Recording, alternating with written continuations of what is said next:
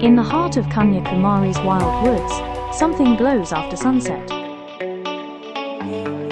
These are Mycena chlorophyllus, mushrooms that shine on their own like forest stars.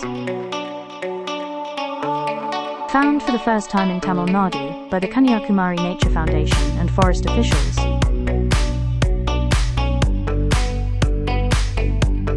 Protect the forests that keep secrets of life.